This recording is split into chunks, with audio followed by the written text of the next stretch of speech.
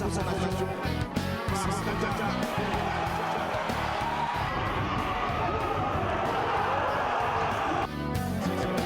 Et Kaka fait aussi.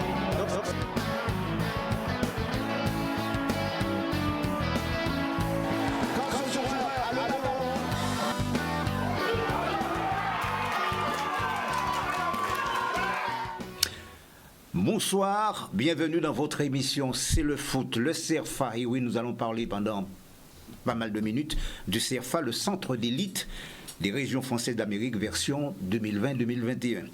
Quel est le contenu? À quoi doit-on s'attendre? Quelle est l'idée directrice qui se dégage au regard, j'ai envie de dire, de l'orientation que vous êtes amené à donner à cette filière? Sport-études, évidemment. Première thématique, autant de questions qui vous seront posées, Frédéric Boudinot, d'ici quelques instants. Vous êtes, je le rappelle, le directeur du centre. Bonsoir. Bonsoir à tous. Et merci de nous faire l'honneur de par votre présence sur le plateau de C'est le foot. Deuxième invité, Michael Germain, j'allais dire Michael Mirabli, Michael qui en cache un autre. Michael Germain, nouveau coach de la JEFC. Alors, la JEFC, c'est la Jeunesse Évolution Football Club. Pourquoi ce choix? Évidemment, on le saura ce soir, ce choix de club. En clair, quelle est votre feuille de route? Et puis avec Steve, bien sûr, nous tenterons de mieux définir un certain nombre de prérogatives et surtout de mieux comprendre ce qui vous a poussé à aller avec ce club. Bonsoir messieurs et bienvenue sur le plateau de C'est le foot. Bonsoir. Alors, évidemment, Steve, j'estime être en pleine forme, n'est-ce pas? En pleine forme, oui. Donc, d'ailleurs, j'ai été faire une petite présence de 3/4 d'heure sur le stade. Malheureusement, je n'ai pas choisi le bon jour. J'avais prévu d'aller hier, mais hier, je suis arrivé trop tard. Donc, je voulais aller voir un petit peu comment réagissaient les jeunes et voir un petit peu comment ça se passait, la séance. Mais bon, j'étais agréablement surpris, voir aussi la qualité. Oui. Des jeunes aussi après 1 an, 2 ans, voir un peu l'évolution de certains. Et j'ai vu que Et alors c'est prometteur quand même pour le championnat qui va pas tarder à commencer pour eux parce que depuis 2 journées malheureusement ils n'ont pas pu jouer. Donc je pense aussi qu'ils sont assez impatients de pouvoir se jauger aussi face aux belles équipes comme la Jeunesse Évolution. Donc on aura le temps d'en discuter et de voir tout ça un petit peu au cours de l'émission. Évidemment, nous rentrons dans le vif du sujet avec d'entrée de jeu avec Frédéric Boudinot. À quoi doit-on s'entendre, Frédéric Boudinot, avec le CERFA? C'est l'une des premières questions. La saison, il faut dire, la saison a débuté déjà, la saison sportive, la saison footballistique, le 14 août, si mes souvenirs sont exacts, précisément. Alors, ces gamins, qu'est-ce qu'ils deviennent? Alors les jeunes, après la période de Covid qu'on a tous traversée pour nos clubs de foot, ils ont redémarré individuellement au mois d'août et puis collectivement avec la rentrée scolaire. On a même démarré le 1er septembre. On s'entraîne tous les jours depuis. Et puis, effectivement, les aléas d'une saison ont fait que les 2 matchs auxquels on devait jouer n'ont pas pu se tenir pour des raisons différentes. Oui. Donc on va attaquer vendredi. Ce à quoi on peut s'attendre, j'espère la progression des joueurs, d'offrir une belle opposition, de mettre en avant tout ce qu'on travaille avec les garçons tout au long de la semaine et depuis déjà quelques mois. Et puis en même temps de se confronter à un football qui n'est pas le football des jeunes mais le football des adultes, c'est ce qu'on voulait, face à des équipes qui ont de l'expérience. Donc ça va permettre aussi aux garçons, Steve parlait de la séance auquel il a assisté cet après-midi. Bon voilà, on est un petit peu tout fou parfois, on veut aller à fond, on pense que ça va passer en 1 passe, en 2 passes, alors que le monde des seniors justement, c'est aussi ça qu'il faudra apprendre, c'est gérer les temps forts, les temps faibles, gérer ses émotions, savoir lire ce que fait ou pas l'adversaire. Les miens peuvent être un peu naïfs encore et je pense que c'est ça qu'on a notamment à apprendre dans le cours de la saison. Ceci étant dit, je rassure tout le monde, on ne va pas y aller en victime expiatoire. Oui. On va chercher à jouer les matchs pour les gagner, à présenter un bon visage. Et le but dans tous les matchs, c'est de gagner. Oui. Donc après, si on doit s'incliner, on s'inclinera sportivement et en reconnaissant les qualités de nos adversaires qu'on connaît déjà. Mais en tout cas, s'ils nous battent, c'est qu'ils l'auront mérité. Alors, Frédéric Boudinot, est-ce que ça vous arrive? Je crois bien. Est-ce que ça vous arrive d'aller voir un peu les matchs des équipes de la Régionale 1, par exemple? Alors pour le groupe B, j'ai vu tous nos adversaires à l'exception d'un club. Donc oui, je vais voir régulièrement des matchs. Et quel est votre regard au premier instant? Alors il y a beaucoup d'engagement athlétique, mais c'est sans surprise. Il y a des garçons qui ont de vraies qualités. Et puis après... je pense que nous, on aura des qualités à faire valoir parce que notamment dans le jeu collectif, je pense que nous, on n'aura pas la capacité à passer tout seul. Donc on devra s'en sortir à 2, à 3, et pour défendre et pour attaquer, contrairement à certaines équipes, j'ai vu que on faisait reposer la réalité du succès de l'équipe ou de ne pas prendre de but sur un ou deux garçons qui ont des grosses qualités individuelles. Et des fois, c'est un peu l'arbre qui cache la forêt. Maintenant, la réalité, ça sera le match. Et ce que je vous dis aujourd'hui, peut-être contre telle ou telle équipe, ce ne sera pas la vérité de ce jour-là. Beaucoup de qualités physiques, j'ai retenu ce mot, que vous venez de prononcer chez les joueurs de la Régionale 1. Est-ce que vous avez le sentiment, est-ce que vous pensez que vos gamins auront suffisamment de capacité à pouvoir répondre justement à cet impact physique? Alors, je pense qu'il va falloir effectivement d'abord le découvrir, parce que certains garçons soit se rendent pas compte encore de ce qu'il va y avoir comme décalage, ou d'autres peut-être ont besoin de prendre confiance en eux, parce qu'il y en a qui ont déjà les arguments pour répondre. Il y a des garçons qui jouaient l'an dernier déjà en R2 ou en R3 et qui ont fait toute la saison titulaire dans leur club. Donc je pense qu'il n'y a pas de souci pour ces garçons-là. Mais encore une fois, là, on va arriver avec que des jeunes. Et c'est pas pareil que d'avoir un ou deux jeunes qui jouent avec des enfants, des garçons un peu plus anciens. Oui, 15-17 ans quand même. Ah ouais, c'est... D'accord. Steve? Oui, enfin, ce qui a été dit, c'est la réalité. Et surtout que nous, on a fait une rencontre ce week-end et on a vu deux belles équipes. La Dynamo et donc Jeunesse Évolution. Et je profite justement pour dire à nos amis téléspectateurs qui regardent en ce moment, eh bien, cette émission, les fidèles habitués d'ailleurs de C'est le foot, eh bien, juste après le C'est le foot, ce sera donc ce match auquel vous faites allusion, Steve, à savoir JEFC opposé tout simplement à l'AS Dynamo. Voilà. Donc deux belles équipes et donc qui font valoir quand même des qualités techniques, mais beaucoup aussi athlétiques par rapport à l'engagement. Mais voilà, c'est franchement la Jeunesse Évolution, c'est parce que je connais aussi très bien Michael, on a joué ensemble, donc je connais aussi sa mentalité, sa façon de fonctionner aussi avec Jean-Claude. Donc je sais qu'il y a une base et des données qui sont faites, mais c'est vrai que c'est une équipe qui particulièrement, l'année dernière aussi on avait vu, une occasion de voir en Coupe de France, et qui avait vraiment de grosses capacités physiques, et qui sont très très forts sur le plan athlétique et qui ont de la qualité en plus technique. Donc je pense que cette année, il faudra compter sur la jeunesse parce que vraiment, moi, il m'a fait très forte impression le week-end dernier. Oui, de toute façon, Michael va répondre d'ici quelques instants. Alors, Boudino, bon, alors, donc les gamins se préparent parce qu'on est quand même à la 3e journée. Ils n'ont jamais disputé un match. Bon, simplement parce qu'il y a le problème sanitaire, d'accord?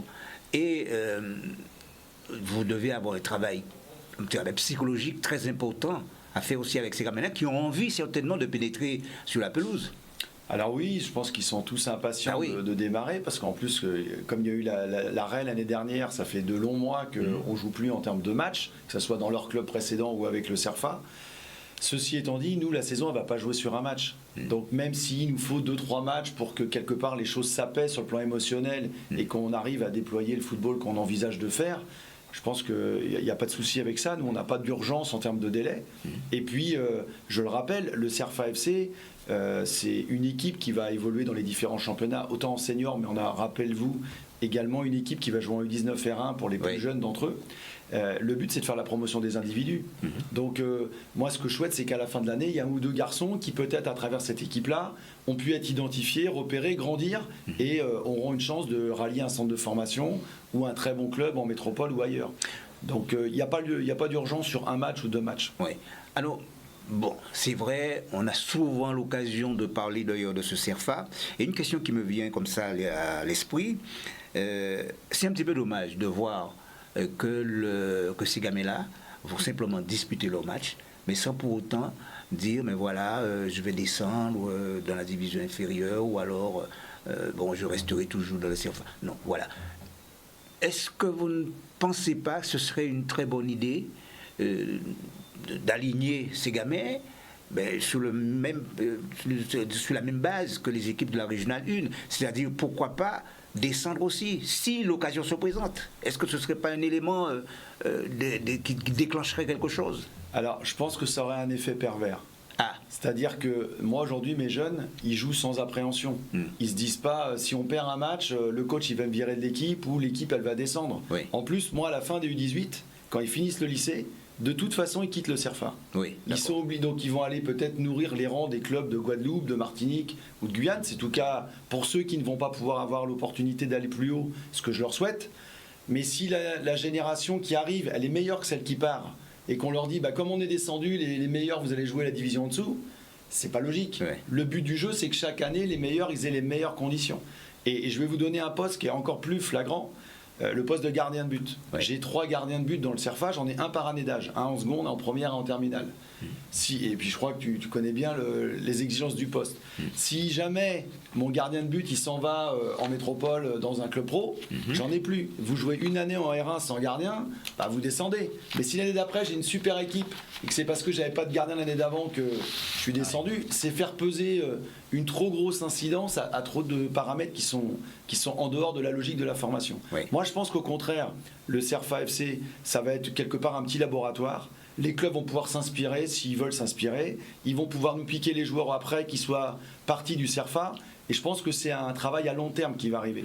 Alors là où je vous rejoins, c'est que si vraiment sur 3-4 années, on est systématiquement dernier du championnat, puis qu'on n'arrive pas à gagner un match, on va pas attendre 4 années pour se le dire entre nous, puis Ouais. on réajustera le niveau des D'accord. enfants. D'accord. Mais si vous prenez, parce qu'il y a un exemple qui existe, c'est le basket.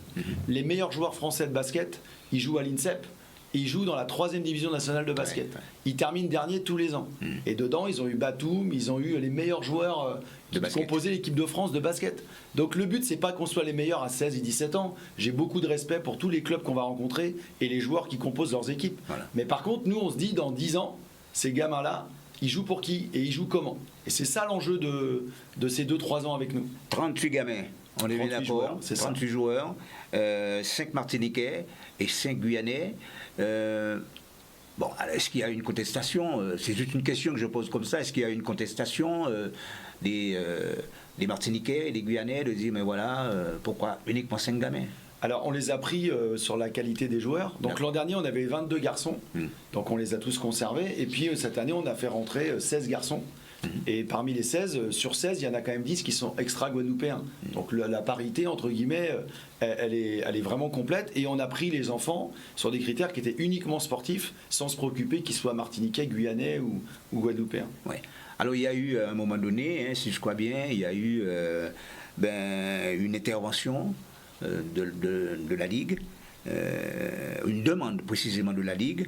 On cherchait des familles d'accueil.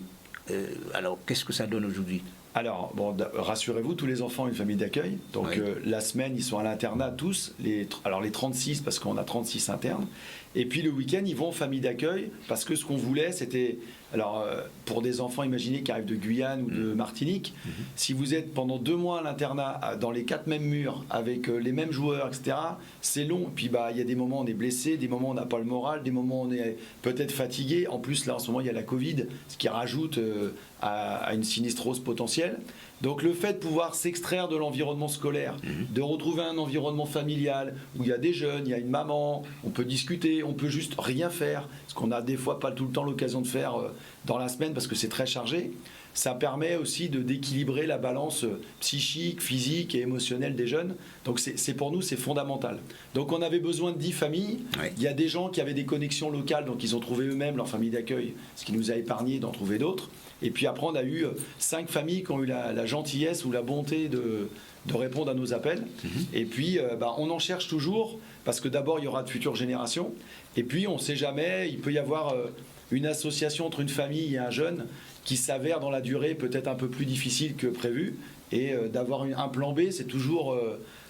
faut toujours anticiper, comme dans le terrain. Donc, on essaie d'anticiper. Donc, s'il y a des familles D'accord. qui sont intéressées, elles peuvent passer par vous, puis vous me transmettrez leurs coordonnées. Qu'est-ce que vous demandez en termes d'engagement?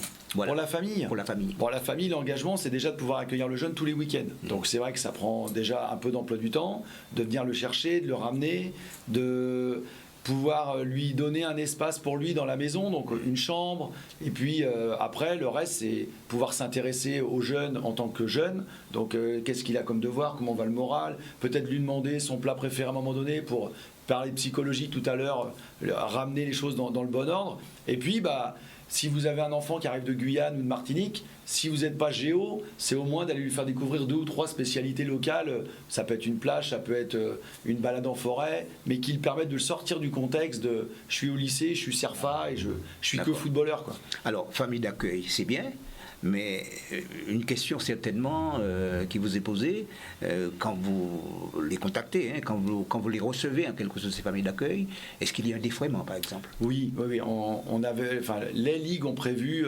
d'accompagner avec des aides qui viennent des régions notamment, des collectivités, pour que ces familles-là soient dédommagées de l'investissement que ça leur coûte, parce qu'au-delà du temps qu'elles veulent bien consacrer, de l'énergie qu'elles consacrent, c'est vrai que le kilométrage, c'est de l'essence et c'est de l'argent. La nourriture d'un adolescent, quand vous l'avez pendant une semaine, c'est pas le même prix que quand vous en avez pas. Donc c'est des choses auxquelles tout le monde a été sensible, et les collectivités, à travers les ligues, elles ont bien voulu avancer un petit peu dans ce chemin-là. Alors, Michael Germain, quand vous entendez Frédéric Boudinot parler de ces gamins, parler surtout aussi de ces familles d'accueil, qu'est-ce que ça évoque chez vous? Non, mais de toute façon, la création du CERFA, oui, cette année, enfin du moins l'intégration cette année dans un championnat, ça me semble une bonne chose sur le papier. Maintenant, effectivement, comme tout le monde, j'avais des questions que je me posais auxquelles Frédéric Boudinot a répondu. Voilà. Sur la construction des gamins, quand on veut en faire un pro, est-ce que ne pas avoir d'objectif, c'est compatible? Voilà, maintenant je pense qu'il a fallu un geste de solidarité dans cette période de crise sanitaire. C'est important d'avoir de la solidarité. On ne peut pas laisser un gamin effectivement entre 4 murs toute une semaine, et bien à eux, ces familles qui ont adopté cette attitude et d'accueillir un enfant qui forcément aura besoin d'attention. Oui.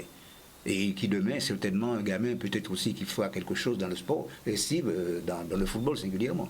Oui, c'est ce qu'on peut lui souhaiter. Après, on sait très bien les difficultés de là, mais surtout trouver une voie, un parcours, une discipline, une rigueur qui va lui apporter dans la vie, que ce soit dans le football ou dans le reste professionnellement. Donc, le but était surtout, comme il a dit, à mettre en avant que les jeunes puissent évoluer et de donner le meilleur d'eux-mêmes. Donc, comme il a dit, de partir aussi en famille, c'est se sortir un petit peu du contexte pour se changer un petit peu les idées, quoi. C'est pas évident.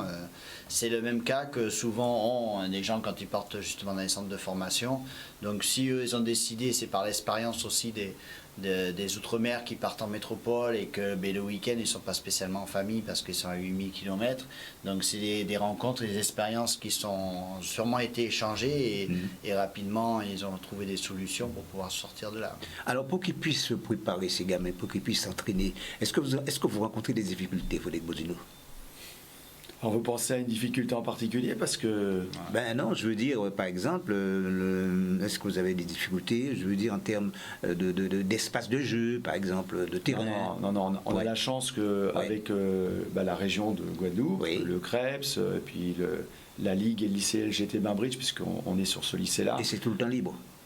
En tout cas, on a demandé des créneaux le matin, tous les matins de 7h à 8h30, et le soir de 5h à 6h30. Les créneaux sont pour nous, et on a passé une convention avec le CREPS, et ça se passe très bien. Donc on a un terrain, on a un bon éclairage cette année, on a des buts mobiles, on a tout le matériel pédagogique qu'il faut. Donc non, je pense que par rapport à beaucoup de mes collègues, je pense qu'on peut même considérer qu'on est des privilégiés. Oui, alors... la Fédération française de football, quel est son regard par rapport justement au CERFA? Je sais que c'était une volonté de la Fédération qu'il y ait le CERFA justement en Guadeloupe. Alors, je vais répondre en plusieurs temps. Le premier temps, c'est qu'effectivement, elle est à l'initiative du projet avec la Ligue de Guadeloupe, puisque la Ligue constatait que à l'issue du pôle, il n'y avait pas de continuité pour les jeunes qui n'étaient pas partis en métropole, et pour certains c'était l'obligation quasiment de partir au forceps, et donc parfois de faire des mauvais choix. Donc comme l'équilibre des jeunes et la santé des jeunes, indépendamment du résultat sportif, c'est une responsabilité de chacun et de la Fédé en particulier, il y avait cette volonté de proposer une deuxième voie. Donc ça, c'était le départ. Aujourd'hui, donc la Fédération, elle a un regard heureux sur le projet puisque ça a pu se mettre en œuvre. Après, il y avait un deuxième frein, c'était est-ce que la Martinique, la Guyane et Saint-Martin allaient rentrer dans le projet. Et aujourd'hui, elle se réjouit. Alors évidemment, elle a sa part de responsabilité parce qu'elle a su échanger avec chacun et convaincre. Et je pense qu'aujourd'hui, on est en train de transformer ce deuxième essai. Et puis le troisième, ça va être la durée. C'est-à-dire quels vont être les fruits qu'on va pouvoir récolter. Donc elle est attentive à nous mettre dans les meilleures conditions tous nos jeunes pour que demain, peut-être on améliore les championnats régionaux parce qu'il y aurait beaucoup de joueurs formés par le CERFA dans la durée et le pôle avant bien sûr, hein, mais qui rallieraient nos clubs seniors, qu'il y en ait quelques-uns qui deviennent des ambassadeurs crédibles à travers les clubs de métropole et une carrière qui dira après, voilà, j'ai fait 1-2 ans au CERFA, puis derrière après ça a pu rebondir pour moi. Tout ça, je pense que ça va être des bons indicateurs, des bons signaux. Des bons indicateurs, c'est sûr. Mais vous-même, Frédéric Baudino, rappelant que vous êtes le directeur de ce centre, est-ce que vous êtes prêt à les accompagner, ces gamins, parce que dans la mêlée, il y a certainement ceux qui ont cette potentialité énorme. Est-ce que vous, de par votre personnalité, est-ce que vous avez la possibilité de les accompagner, c'est-à-dire de les amener un petit peu plus loin? Alors, c'est tout le mal que je me souhaite déjà. Aujourd'hui, moi, je suis en contact avec tous les directeurs de centres de formation en métropole. Oui. Alors, soit par écrit, là, par exemple, cette année, ils ont reçu la liste de tous les joueurs avec les profils, les qualités qu'ils peuvent déjà avoir. On va leur déposer les matchs, puisque nos matchs sont filmés. On dépose les matchs sur une plateforme pour que les recruteurs de ces clubs-là puissent les voir. Il y a des clubs qui m'ont déjà dit qu'ils viendraient dans l'année. Alors, ça n'engage que pour l'instant, oui, mais on leur ouvrira les portes pour qu'ils voient par eux-mêmes le profil de nos garçons. Et puis, les garçons qui sont au CERFA continuent de participer aux détections de la Fédération française de foot. Donc, il y a une détection U16, U17 qui a lieu chaque année, qui conduit une équipe en métropole. Donc, les éléments qui sont représentatifs des ligues Guyane, Martinique, Guadeloupe, il y a, j'espère pour eux, une forte représentativité du CERFA qui sera dans cette sélection. En sachant qu'il n'y a pas non plus de quota, on prendra les meilleurs. Donc si un garçon qui n'est pas au CERFA, mais qui est meilleur qu'un joueur du CERFA, bien entendu, il sera pris dans la sélection. C'est le mal aussi que je lui souhaite. Alors Michael Germain, vous apprenez pas mal de choses là ce soir. Oui, bon après apprendre pas mal de choses, non, plutôt sur le déroulement et sur les explications pour tout un chacun. Maintenant, je pense que Steve et moi connaissons un peu le parcours qu'un ultramarin peut avoir en dehors de sa famille quand il part à l'Hexagone. Et c'est vrai qu'une structure d'accompagnement et cette médiatisation qu'ils auront et cet œil qu'ils auront sur leur performance, ça ne peut être que profitable pour nos jeunes. Mais même analyse, Steve. Oui, non, mais on est tout à fait d'accord. Donc après, en plus, quand je vois qu'il y a des entraînements le matin et tout ça, donc ça veut dire c'est un sacré volume d'entraînement, c'est vraiment de bonnes bases. Ça leur permet aussi d'avoir tout ce qu'il faut pour pouvoir progresser. Donc éventuellement, je pense qu'on aura le meilleur de ces petits jeunes. Et puis je pense que même mon fils à l'époque aurait bien voulu, en ayant été resté un an de plus ici avant de partir, bénéficier un petit peu de ça. Bénéficier de ça, parce que franchement, surtout qu'en plus on en avait discuté en dehors d'antenne, que beaucoup d'enfants avaient, par rapport aux joueurs de même âge, avaient un déficit et un décalage de maturité. Ah ouais. Et dû aussi à l'éloignement, dû aussi à la culture. Donc c'est vrai qu'en restant 1 an, 2 ans de plus, et on a toujours senti ça depuis des générations, parce que même Jocelyn Angloma, il pourra en parler, c'est des joueurs qui sont partis très tard. Michael aussi est parti beaucoup plus tard.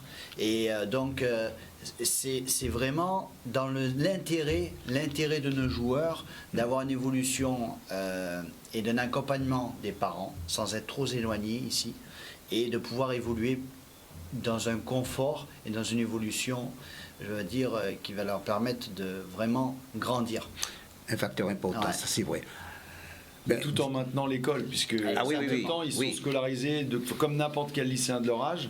Ils sont tous en filière générale. Bon, c'est le hasard pour l'instant qui fait ça, mais en tout cas, le but du jeu, c'est qu'ils aient le double projet et que ce soit pas juste un projet football, parce que sur 38 joueurs, je veux aussi être très clair pour tout le monde, j'aurai pas 38 joueurs à partir en métropole. Voilà. Si j'en ai 1 ou 2 qui partent chaque année, ce sera super.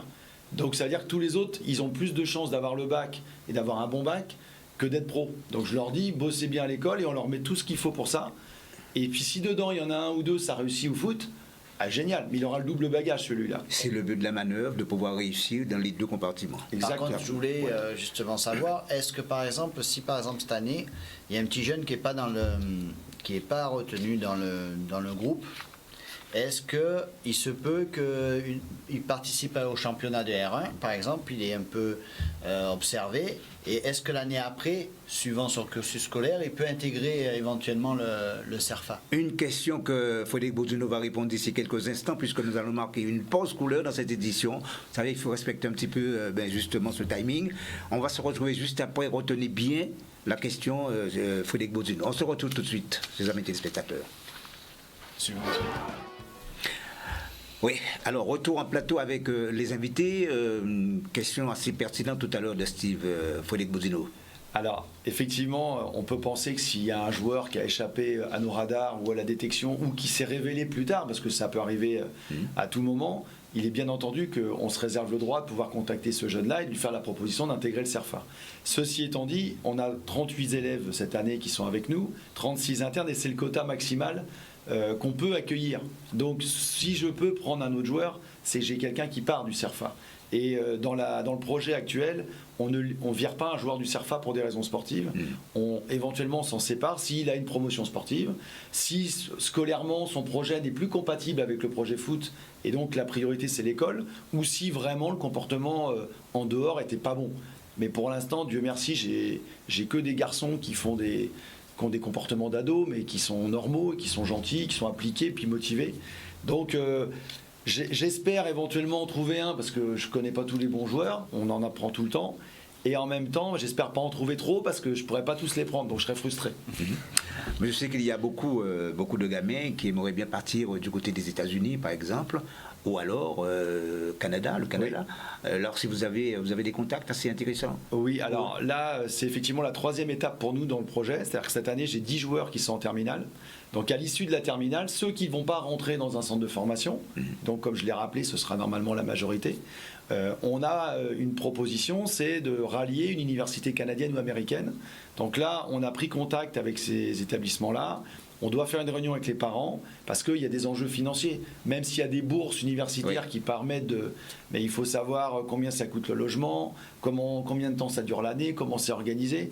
Et entre la Covid actuellement et puis un rythme qui est différent, ça va demander un petit peu de temps de préparation. Mais en tout cas, c'est le but que si on ne peut pas partir vers la métropole dans un premier temps, on peut peut-être faire le double projet prolongé aux États-Unis ou au Canada. Parfait, merci beaucoup pour toutes ces précisions concernant. Il y a plein de choses à dire concernant le CERFA, et ça c'est sûr. Il y a un autre volet, on fera il y aura un prochain numéro concernant d'ailleurs ce CERFA, parce que c'est vrai, c'est tout nouveau. Phase d'expérimentation, si on est d'accord. On reviendra quand on aura fait 2-3 journées. Absolument, et de voir évoluer un petit peu cette équipe. Exactement. Parfait. Alors, la Dynamo qui était opposée justement à la Jeunesse Évolution le week-end dernier. Michael Germain, vous êtes le coach de cette équipe de la Jeunesse Évolution. On dit que du bien de cette équipe. Alors, quelle est votre feuille de route concernant ce club? D'abord, j'ai rallié le club parce que c'est un club ambitieux qui a fait une bonne saison l'année dernière, où il n'y a pas eu trop de changements ni dans l'effectif ni dans le staff. J'ai le bonheur de travailler avec Jean-Claude Fermelli, qui est à juste titre considéré comme l'un des meilleurs techniciens de la Guadeloupe. Donc effectivement, un projet ambitieux, pas trop loin géographiquement parce que tout le monde travaille en dehors du foot. C'est quoi l'ambition? L'ambition, c'est de bien figurer sur tout le tableau. On va jouer le championnat, on va jouer la Coupe de France, on va jouer toutes les différentes coupes. Donc forcément, être éliminé prématurément dans une des coupes ou ne pas figurer dans la poule finale de championnat serait un échec. Et pour l'instant, vous êtes sur tous les tableaux? Mais pour l'instant, oui, avec un début correct. Maintenant, j'entends votre analyse et le bien que vous dites de l'équipe, mais c'est très loin d'être satisfaisant pour l'instant. Oui, bien sûr. Non, mais je pense qu'il faut en parler, puisque je n'ai fait que de répéter ce que disent des confrères et je dirais même aussi des techniciens des différents clubs, que c'est une équipe, ma foi, où il y a des joueurs talentueux au sein de ce groupe. C'est un avis partagé. Non, des joueurs talentueux, on en a maintenant, plus des joueurs d'expérience. Le talent ne suffit pas, l'individu ne suffit pas, il faut créer un collectif, il faut créer une équipe avec des comportements identiques, quel que soit le turnover. Et c'est sur ce qu'on travaille avec Jean-Claude tous les jours.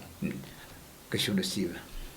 Ben moi, c'est justement par rapport à l'année dernière, ce bon parcours de Coupe de France. Est-ce qu'il y a encore vraiment des ambitions qui sont confirmées par rapport à la Coupe de France, oui. Qui est quand même qui est quand même la Coupe de France, un des plus gros de la saison, quand même, des équipes qui souhaitent aller le plus loin. Bien sûr. Bon, maintenant, vous savez aussi ce que c'est que la Coupe. Hein. Déjà, vendredi, on rencontre un gros morceau, on rencontre le Phare du Canal, qui a un gros effectif, qui a fait un gros recrutement. Ça va être un beau match avec de l'enjeu.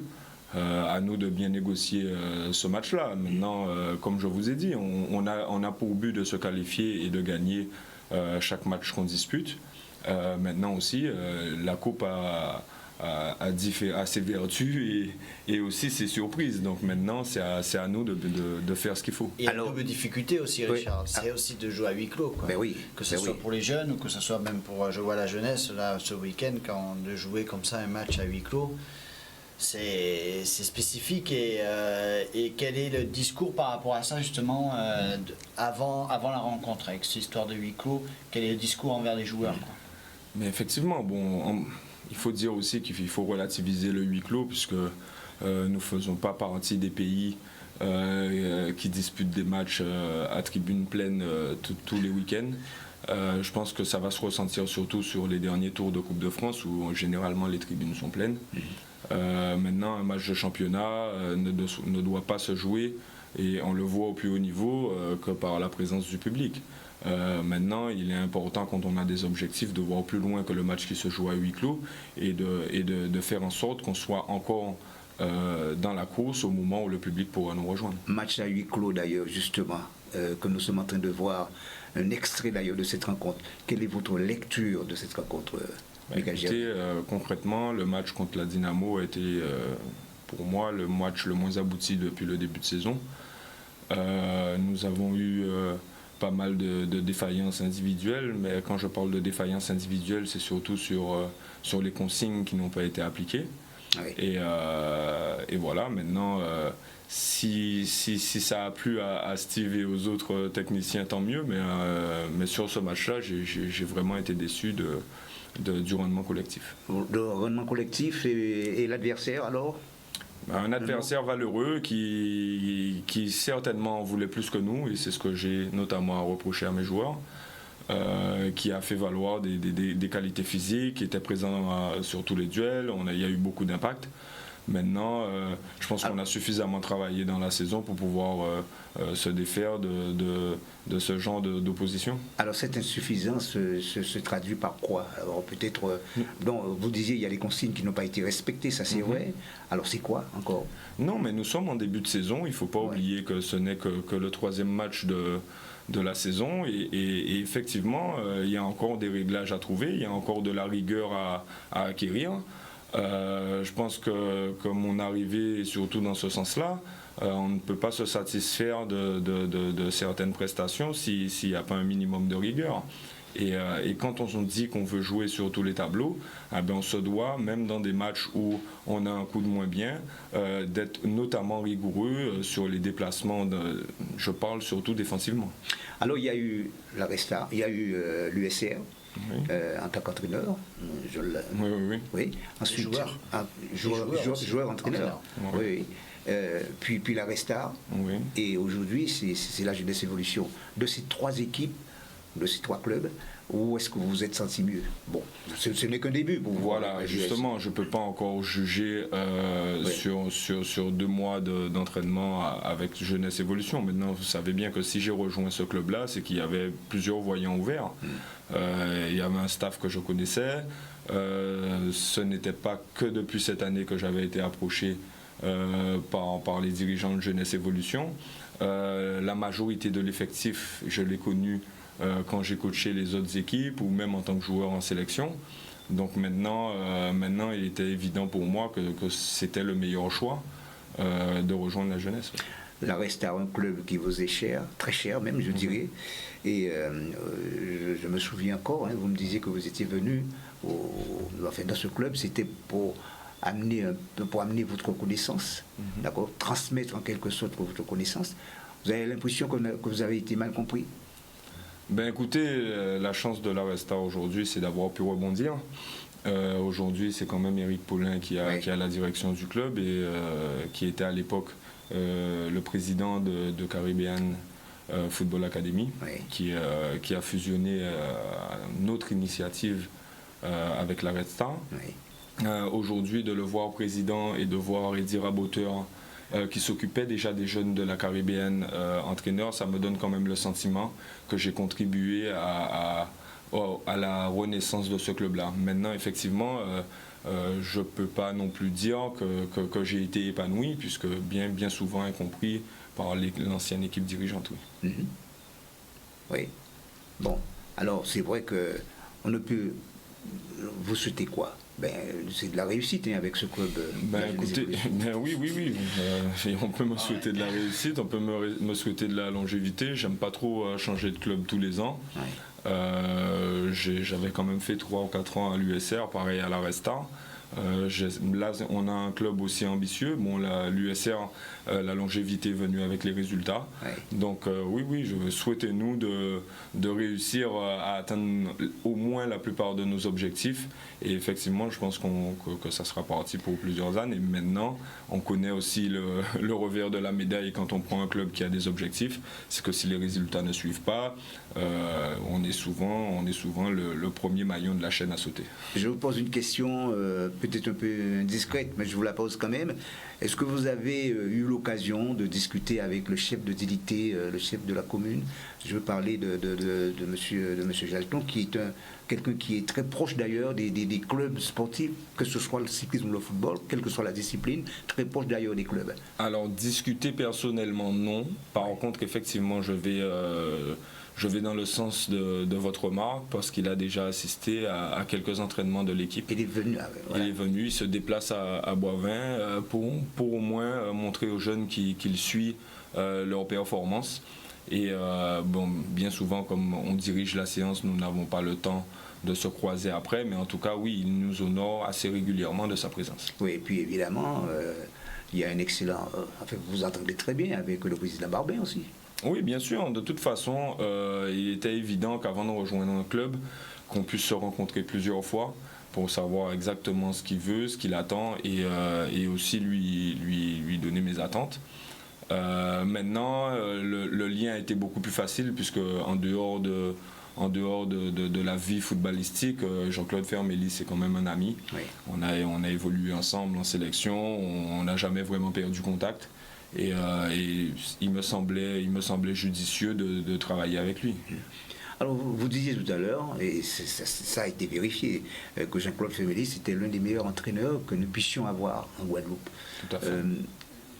Sa force, enfin, je veux dire, sa méthode, c'est quoi en réalité? Il faut savoir que Jean-Claude a bénéficié de beaucoup de formations. Hein. Il a eu les formations 3F, mais aussi les formations CONCACAF. Il s'est occupé de beaucoup de jeunes guadeloupéens. C'est lui qui était à la base de la formation il y a quelques années, ça ne faut pas l'oublier. Voilà. Sélection U13. Exactement. Donc, et la sélection féminine aussi, à un moment donné. Oui, mais là où il a le plus travaillé pendant ces années, c'était surtout avant l'entrée au pôle. Donc il a travaillé beaucoup à l'école de football. Et donc il avait un suivi et c'est des bases, quoi. C'est comme quand on a l'école, on a le primaire. Si on rentre au collège et que vous n'avez pas un bon primaire, c'est pas la peine d'aller plus loin, quoi. Donc la base était là au niveau du foot des U13. Mon fils avait un bon souvenir comme de Jean-Claude. C'était quelqu'un qu'on connaît, il a ses défauts malheureusement, mais il a beaucoup de qualités. Beaucoup de qualités, c'est pourtant quand même, malgré toutes ces qualités valeureuses qu'il a, hein, elle est un peu contestée quand même, Jean-Claude, par certaines... Écoutez, toutes les personnes ont le droit de craquer ou d'avoir un coup de moins bien un jour dans leur vie. Les personnes qui se permettent de le juger, je pense qu'elles sont bien mal placées, qu'il vaudrait mieux balayer leur porte avant. Ça reste un grand homme, ça reste un homme aimant et très positif. Et sur ces valeurs-là que j'ai rejoint le club. Alors Frédéric Boudinot, c'est vrai que ça vous arrive d'aller regarder un petit peu les rencontres de la Régionale 1 par exemple. Qu'est-ce que vous avez envie de... Je pose la question au technicien que vous êtes. Qu'est-ce que vous avez envie de dire justement au football guadeloupéen en tout cas? Ça serait très prétentieux là aussi d'avoir un jugement catégorique sur ce que je peux constater. Alors déjà de mes jeunes, puisqu'ils sont originaires des clubs en question, et puis ils sont passés pour certains par le pôle, pas tous, parce que c'est pas une obligation d'être passé par le pôle. Ce qui est compliqué pour eux, c'est de jouer en continuité. C'est-à-dire j'ai des joueurs, par exemple, sur une action, ils sont exceptionnels. Puis pendant 10 minutes, on se demande si on joue à 10 ou si on joue à 11. Puis hop, d'un seul coup, ça revient. Et je leur dis, 5 actions par match. Si vous marquez 5 buts, c'est vrai que c'est chouette. Mais ils ne se rendent pas compte. Et puis après, il y a les infrastructures qui, en Guadeloupe, font que les matchs, des fois, ça manque de rythme. Ouais. Et y a des gars, sur leur puissance, ils arrivent à régler le problème que l'infrastructure pose. Mais sur le plan technique, j'aimerais voir des joueurs en mouvement plus, qui anticipent l'action, qui ont vu avant de recevoir, qui se déplacent après avoir reçu. Les très bons joueurs, ils le font. Anticipation. Mais il y en a qu'on ne voit pas. Et par exemple, c'est un débat que j'ai avec des personnes qui me parlent de la détection de mes joueurs et qui me disent, mais pourquoi tu n'as pas pris lui? Je dis, aujourd'hui, il est meilleur, mais je dis, lui, demain, il va être comme beaucoup, c'est-à-dire brutal, tout droit. Et j'en ai d'autres que pour l'instant, ils ne peuvent pas encore concurrencer ceux-là, parce qu'ils ne sont pas le matériel athlétique. Par contre, ils voient bien, ils ont un bon toucher de balle. Moi, j'ai des garçons, on a discuté un petit peu avec Mickaël tout à l'heure, quand je leur fais une passe, moi ou un de leurs coéquipiers, la plupart du temps, le ballon est rebondi contre leurs pieds. Alors qu'ils ont un peu ils ont des palettes dans les pieds, là. Oui. Et moi, il y en a d'autres, par contre, quand le ballon vient, il peut venir même avec un mauvais rebond, machin, ça reste. Ça fait partie des qualités, la première touche, l'orientation, être orienté vers l'avant. Il y en a, ils sont spécialistes de je joue une touche vers l'arrière, j'en vois plein en R1. Tant qu'ils ne se font pas intercepter, ça va. Mais s'ils étaient orientés vers le but adverse, des fois en une touche ou en deux, il y a des tas d'opportunités qui existent et qui se referment évidemment après. Alors, problème d'infrastructure, d'où c'est peut-être le moment de lancer encore un appel, Steve, comme on le fait souvent, concernant nos infrastructures, par exemple. Mais là, actuellement, oui, c'est clair que nos infrastructures ne sont pas à la hauteur de l'investissement de nos clubs maintenant, surtout au niveau des séances d'entraînement. C'est très compliqué pour certains clubs. Alors, il y a d'autres clubs, on va dire, qui sont quand même, comme le CSM, BMAO, qui ont quand même des infrastructures correctes. Mais c'est vrai qu'il y a beaucoup de clubs qui souffrent soit de problèmes de terrain, soit de problèmes d'éclairage. Donc évidemment, s'il n'y a pas d'éclairage et que tout le monde travaille, il faut s'entraîner le soir. Donc c'est une problématique. Après, on critique beaucoup aussi sur l'aspect tactique notre football. Mais sans infrastructure, on ne pourra jamais rien faire. Vous pouvez faire de la vidéo tous les jours si vous voulez, mais si vous n'êtes pas en situation et que vous ne travaillez pas en situation, vous n'avancerez pas. Alors, Mickaël? Je ne suis pas tout à fait d'accord. Même s'il est vrai que les infrastructures aujourd'hui sont obsolètes, je pense que le plus gros du travail reste la formation de nos jeunes. Et évidemment, quand on récupère des seniors qui ne prennent pas l'information avant d'avoir contrôlé le ballon et qui ne savent pas se déplacer en fonction de chaque action, c'est pas un problème d'infrastructure, c'est vraiment un problème de formation. Maintenant, j'espère et je vois que beaucoup d'entraîneurs de jeunes ne font plus attention ou autant attention aux résultats. Parce que ce qui les intéressait avant, c'était de gagner la coupe U11 ou le championnat U13, sans bien entendu donner les bases du foot aux gamins. Aujourd'hui, on a plus de jeunes qui effectivement peuvent rejoindre le pôle, peuvent se former sur les déplacements et sur la prise d'information, parce que c'est vraiment réellement là que pour l'instant le bas blesse dans le football senior guadeloupéen. Alors du côté de Sainte-Rose, là aussi, il y avait quand même une route assez intéressante, et là nous parlons toujours de la Régionale 1, et qui mettait aux prises l'équipe locale, c'est-à-dire l'USR, à la Resta. On va voir justement un extrait de cette rencontre. Eh bien, je le disais, c'est vrai que ça valait le détour.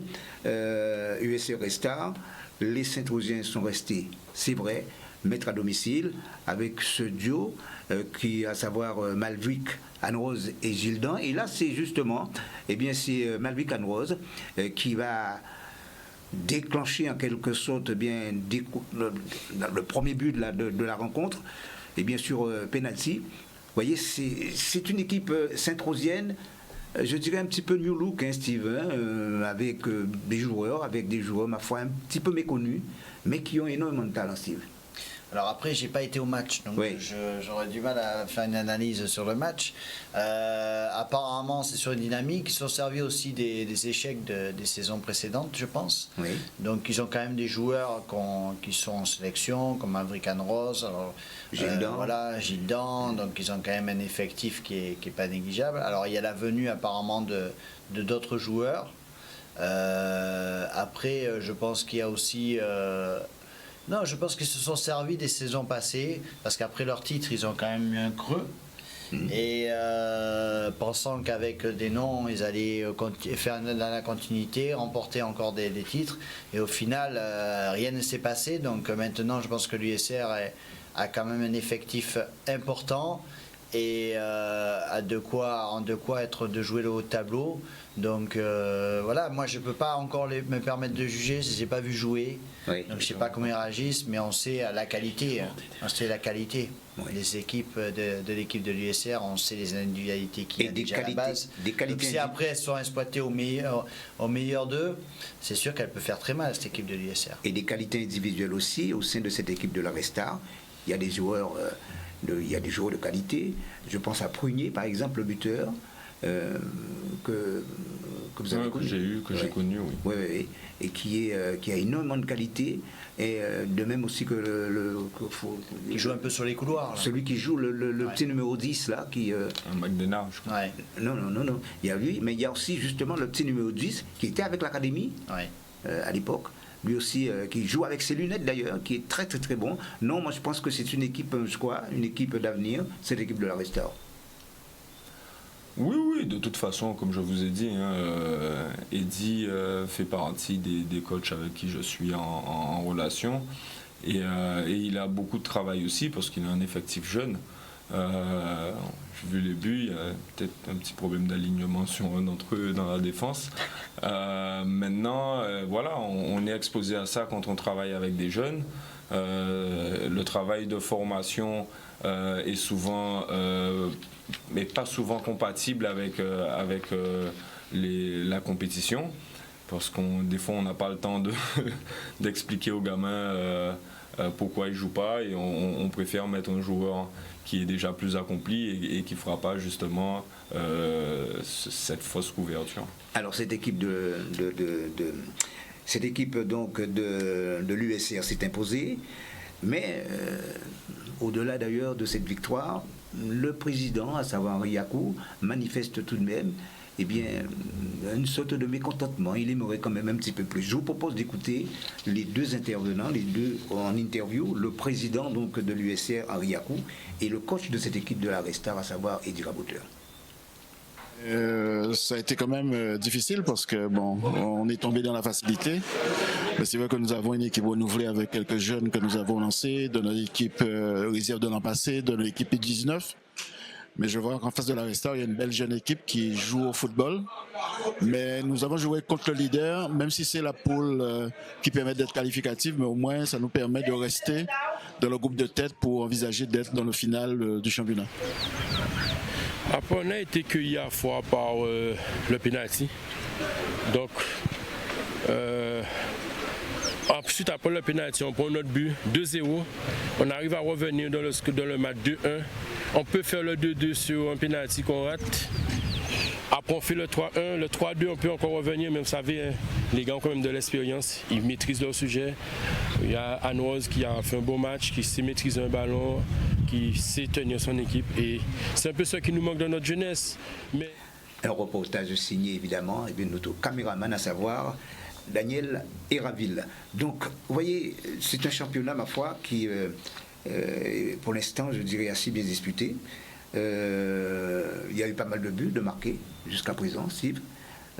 Alors concernant la poule A par exemple, je retiendrai que la Gauloise a battu le Club Sport sur le score d'1-0, et la Juventus de Sainte-Anne qui revient petit à petit, qui a battu la Solidarité Scolaire 2-0.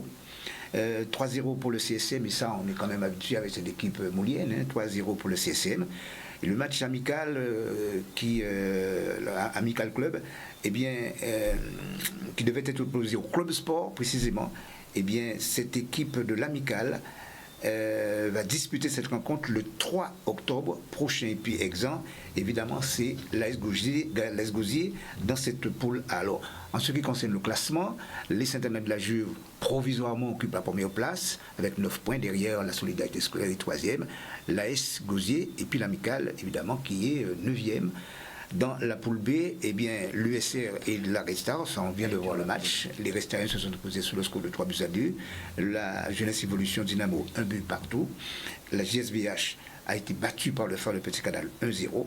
Et puis le Racing était exempt. Alors, au classement, ce sont les Canadiens du Phare qui occupent la première place avec 10 points derrière. C'est la Restar, 3e l'USR. Et puis la Jeunesse Évolution est quand même 5e. C'est pas. Non, c'est pas. On a disputé que 2 matchs. Oui. La plupart des équipes que vous avez citées ont disputé leurs 3 matchs. Oui. Bon, ils ont des points à prendre aussi, Oui, contre oui, le bien Serfa sûr. par exemple. Ben oui. Je pense que ça risque d'être le match le plus compliqué de la poule. Alors évidemment, à la dernière place, c'est tout simplement le CFA. Et qui, j'espère certainement, eh bien, lors de la prochaine journée, va rentrer en piste quand même.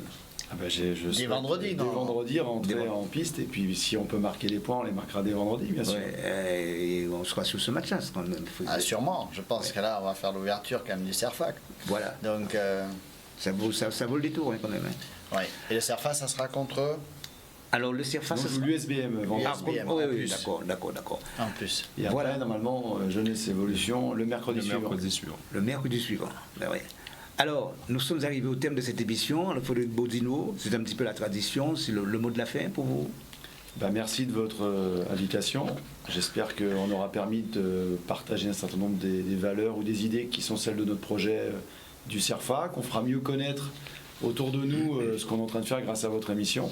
Et puis qu'il y aura des gens qui voudront venir nous donner la main, soit comme famille d'accueil, soit comme dirigeants dans notre club, puisque on cherche aussi des forces On en a vives besoin. toujours pour mener les projets. Bien fait, Michael Germain. Bah, écoutez, je vais aussi vous remercier. C'est toujours avec plaisir que je viens intervenir sur votre plateau. Et effectivement, souhaiter le meilleur à la jeunesse parce qu'on est là pour ça, pour avoir des résultats. Ah oui, il le dit avec le sourire. C'est bien. Cécile. Ben, je remercie quand même Frédéric Bodino d'être venu, d'avoir, je pense, un peu donné les informations qu'il fallait par rapport au CERFA, même un petit peu résumé ce qu'ils attendent des jeunes et un peu le projet qui est autour du CERFA. Donc c'est une bonne chose. On va souhaiter aussi à Michael un bon championnat. Merci. Avec sa nouvelle équipe et bien sûr qui va réaliser le maximum de ses projets pour cette saison. Et puis un petit coucou aussi à son papa parce que je suis très... Ouais, ah ouais. C'était un des coachs que j'ai beaucoup apprécié. Donc j'ai eu la chance de jouer avec lui et lui dans les buts à l'époque il avait 17 ans. Donc c'est vrai que ça me fait plaisir de le voir là et de le voir en tant que coach. Raymond, c'est le papa qui est un habitué d'ailleurs de nos différentes émissions, qui a eu l'occasion de faire la Coupe du Monde avec nous. Et puis ensuite, je dirais que c'est quelqu'un qui regarde régulièrement d'ailleurs cette émission à savoir sur le foot. Avant de vous quitter, chers amis téléspectateurs, n'oubliez pas, tout de suite après C'est le foot, vous aurez droit à ce match que vous attendez, à savoir Jeunesse Évolution contre la Dynamo. Bonne soirée à tous et à bientôt sur votre télévision Savoir Canal 10. Au revoir.